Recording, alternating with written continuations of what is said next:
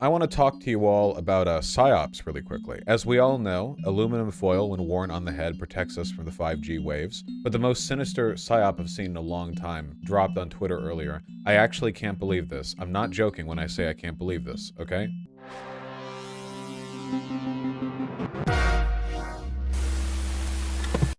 If you're white and you've posted a GIF or meme of a black person to express a strong emotion, you may be guilty of wearing digital blackface.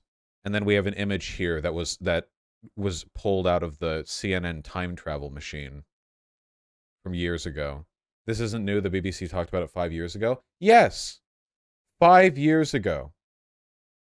Okay, I want to make it really clear from the get-go, okay? What I'm talking about here. I'm not debunking the internet blackface thing because it's not real and nobody cares. I've never heard anyone in real life talk about this. What I do want to talk about is journalistic responsibility, okay? Because you know for a goddamn fact that traditional media is dying, and these journalists are like one bad news day away from getting replaced with AI algorithms that just auto-type up headlines based on what they can pull from Twitter, all right? And in that environment, like, this is... never before have we been more click-based. Have we been more click-based when it comes to verifying what we should be putting out there? So when this goes, you know, just the Twitter, man, 16 million views. Oh, man, what a successful article. What a successful article that we got. Look at all the clicks. Look at all the rage bait that we're getting, man. It's so cool. We're doing so well over here. Yeah, this actually takes me back like so many years. It is a little bit nostalgic, isn't it? That is true. That is true. Vosh, the digital blackface article, was unironically assigned as reading for my queer studies class last year. The BBC one from 5 years ago? That is insane. Listen, this is not real internet discourse. Nobody cares about this. Nobody talks about it. At most, you could say that a while ago, like 5 years ago, there was discourse about it. But that discourse was also prompted by clickbait articles. So it's difficult to determine the extent to which anyone here actually gives a shit. Here's the original BBC clip video. Oh my God. Sure, why not? Sure, sure, why? Yep, why not? Yep, sure. Let's go right back to the beginning. Right back. Is it okay to use black emojis and GIFs? That is an impressive like to dislike ratio. This or this? Nothing like a good reaction GIF, right? But you've probably noticed the most popular ones are of black people being dramatic. This is digital blackface. Blackface is when a non-black person uses makeup to blacken up. Minstrel shows depicted black people in all sorts of negative ways. They were mocking, demeaning stereotypes, and they exaggerated black people's facial features and their expressions. And digital blackface is the 21st century version of that. White people using GIFs to perform some kind of exaggerated blackness. I don't have to explain how sociologically this doesn't make any sense, right? I don't like, can we skip past that and just talk about the journalistic responsibility part? Like, I don't need to explain anyways. Okay. Minstrel shows were made to make fun of black people. And posting this GIF was not to make fun of black people. This uses makeup and hijinks to exaggerate like mannerisms and stereotypes and appearances of black people for the purpose of dehumanizing them. And this is just a guy looking at you real hard. All right, I got that. There we go. Very nice. Well done. We've done it. We've done the difference. GIFs to perform some kind of exaggerated blackness. And that's not all. Let's talk about white people using dark-skinned emojis. This is a form of cultural appropriation, paying little respect to someone else's culture and using it however you please. So what's wrong with white people posting these GIFs and using these emojis? I didn't realize people's skin tone was a culture. Like, not their race or whatever, but their actual literal level of skin tone. That's pretty impressive. Didn't realize that was a cultural construct too. Well, black people are not here for other people's entertainment. That's not true. Have you ever seen a Hollywood movie? Have you ever seen Rush Hour? Or its hit sequel, Rush Hour 2? They would beg to differ. We're not symbols of excessive emotion, and we aren't here to make you look more sassy, more sexy, or more street. We don't want to be seen as having two-dimensional personalities. Let us decide for ourselves how we wish to be perceived. Now, I'm not saying you have to be black to post these GIFs. What? But what I am saying is think about what you're doing. Ask yourself why you're always drawn to that GIF or that emoji. So that's my view. But what do you think? Okay, so this is not the view of this one woman. This one woman doesn't care. This article was constructed, probably by a white person, because they saw that back in 2018, there was a lot of discourse online about Hollywood, Gamergate, race politics, and they could publish this and get a lot of attention. And it's great. I love it when news organizations deliberately incite inflammatory discourse for personal gain, even when it misinforms people and worsens the general culture that we live in. It's really great. There was a Twitter thread that kicked it off. There's always somebody with a bad opinion on Twitter. Do we even need to read this, man? There's no reason to. This is it's an illegitimate point. None of this means anything, and none of it matters.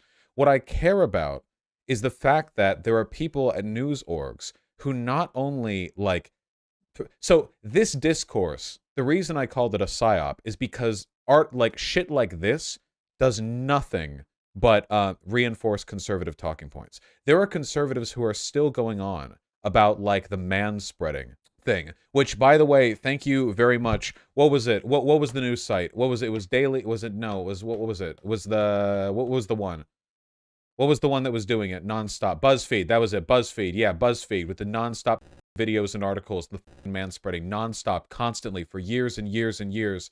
It kept coming back over and over. Or that one woman who made a chair that like forced you to sit with your legs closed or open, which is, by the way, the easiest woodworking project in the world. And the BuzzFeed people published that over and over and over and over again, unironically feeding the alt-right. I would consider this to be a degree of like malicious disinformation that is effectively just like open collaboration with the far right. Because the only purpose stuff like that does is give bait to people on the far right to point at it and go, ah, look, the crazy woke culture, soon all our freedoms will be taken away. Look at this, they don't even want you posting black people at all. It's like they're the ones in favor of racism. Vosh, here's the chair. Yeah. Oh yeah, here it was. Look at how they look like shit too. Wow, nice woodworking, you stupid bitch. Oh my god, that's crazy. You drilled 2 wedges to the side of a chair and then 1 wedge to this one. Wow, that's crazy. You're so... Oh my god. But mind you, by the way, I'm sure the person who made this is only moderately annoying, okay? BuzzFeed was the one that chose to take this one thing and then report on it 8 billion times and post about it 8 billion times and never shut the fuck up about it, ever. I'm confused. Who the fuck made this? There's a dress right here. The person inside of the dress. What is a chair? Bet you the person who made it was a TERF too. Seriously, you ever want a direct parallel on like the link between man-hating and being a TERF, okay? Because so much of that like BuzzFeed style white woman feminism was like, look at those men with their dicks and their balls. We'll show them with our pussies. Yeah, I wonder which side of the aisle they all ended up on. The J.K. Rowling TERF discourse, yeah. We have to stay focused. We have to stay focused, okay? I consider stuff like this to be collaborationism. I am not joking. I don't think there's any reason that a person would post something like this except for money. I don't think it's a reflection of any sincere personal opinion.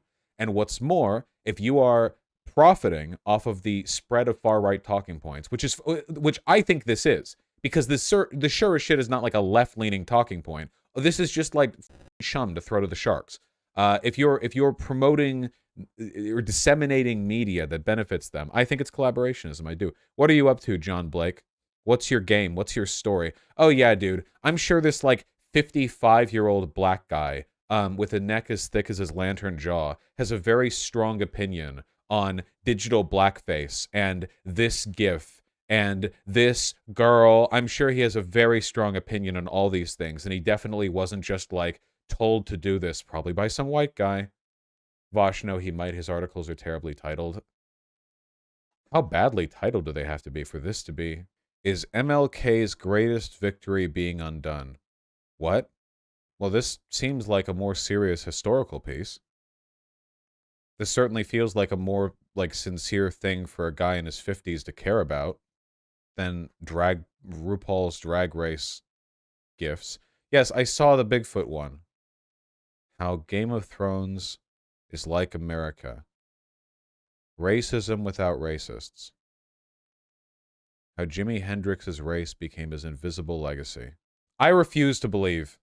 Wait, where is the digital blackface article in this list? It's at the bottom? Down further? Oh, I thought this was like a different section. Oh, I see. Oh, wait. So are these like big fancy articles and these are like the little articles? Why is Bigfoot nervous? I guess you'll just have to Google to find out. Uh-oh. You may be seeing a more woke Santa this Christmas. Uh-oh. Uh-oh. Nice to meet you. I'm trans Santa, he says. He looks at the teenager and asks, pronouns? They, them, the teen answers, looking up with surprise. What follows is not a kid asking for toys or dolls, but a young person asking for help. They tell Santa their Christmas wish is to come out fully to their parents and dress in a way that conforms to their gender identity. What's happening? What? I don't know, man. Explain this article's dialectics. It's your job. I don't know if I can, man. I want to stop streaming. This is too... Please, gods, how many words? I don't know. I am just... This is like a recurring problem. I'm just so tired. Listen, okay, I used to not think this was true back when I was younger and more annoying. But now I know that it's true. And it's, if you truly care about diversity, shut the fuck up about it and just do it. And then shut up about it.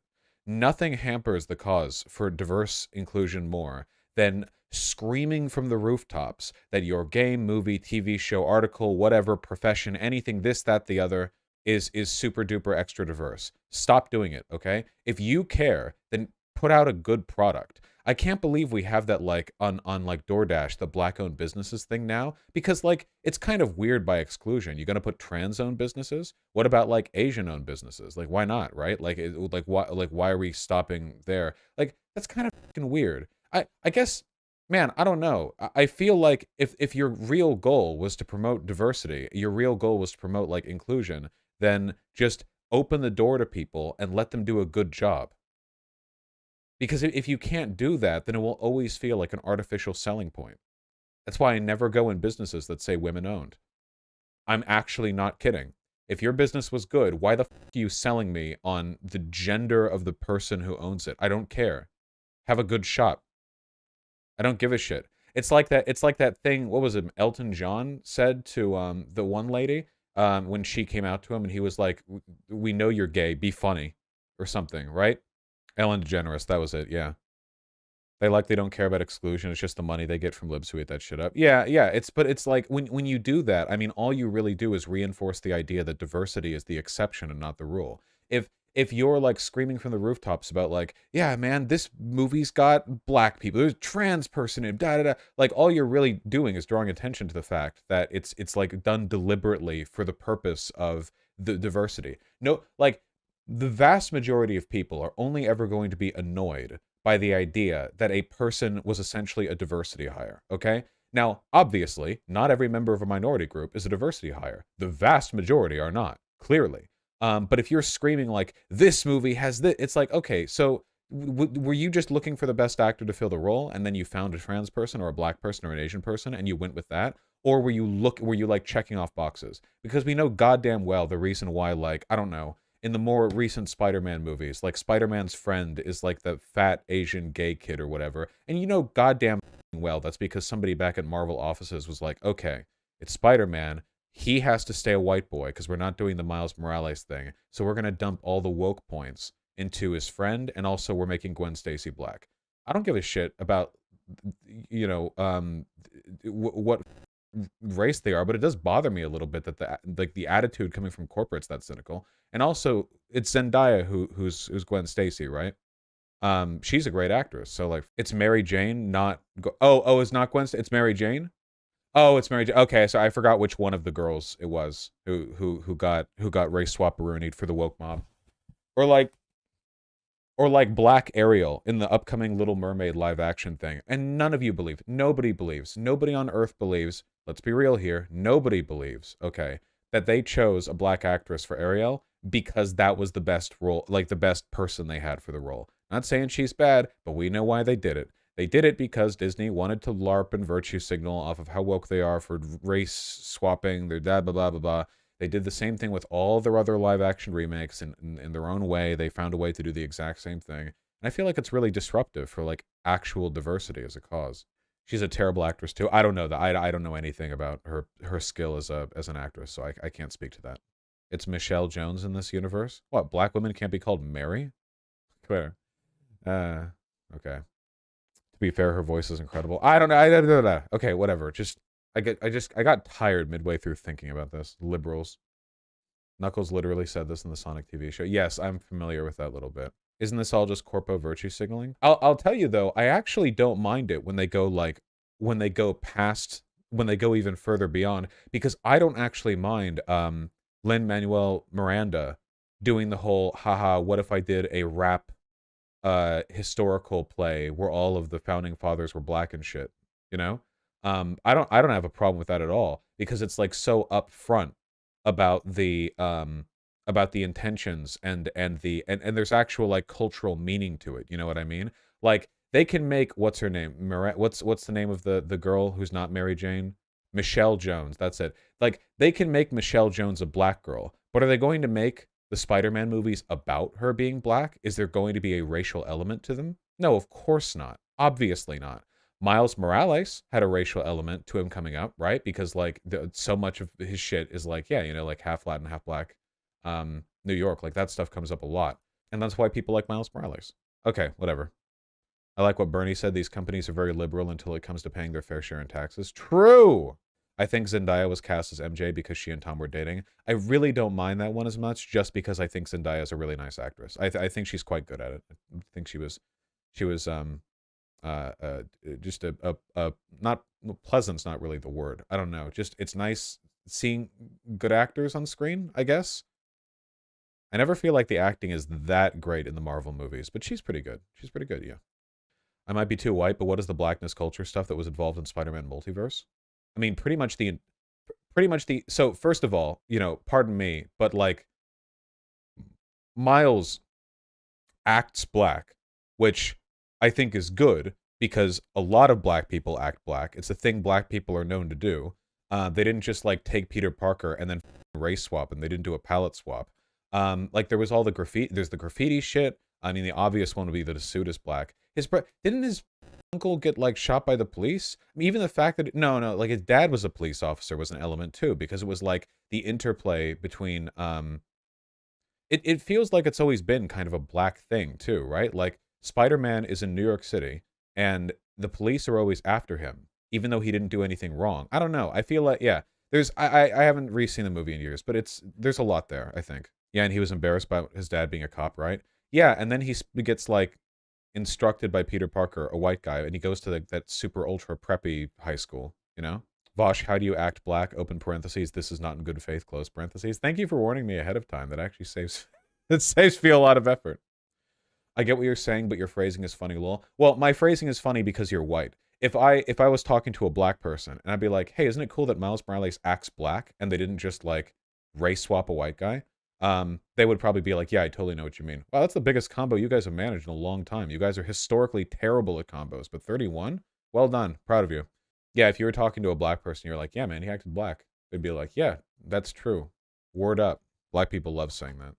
Once in a lifetime combo. We've gotten so much higher before. You guys just suck at comboing. You've given up on it. Being able to combo is a chat culture thing. The problem is that you guys are all a bunch of dissonant little anarchists, which means that you're not paying attention to chat. You just say shit, you know? It also definitely doesn't help that I'm streaming on YouTube, which means that you guys could be watching from any point in the VOD. And if you're not watching live in the VOD, there's very low likelihood that you're going to keep up with combos to something that isn't even like temporally synchronous with where you are in the video. Whereas on Twitch, everyone's forced to be aligned, which means that it's a lot easier, I think.